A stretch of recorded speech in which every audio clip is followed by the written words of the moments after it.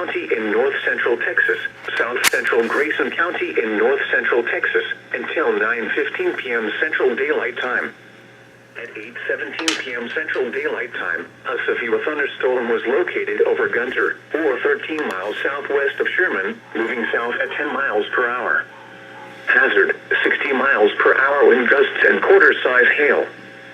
Source, radar indicated. Impact, hail damage to vehicles is expected. Expect wind damage to roofs, siding, and trees.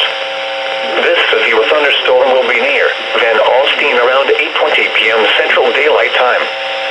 Salina around 9:15 p.m. Central Daylight Time.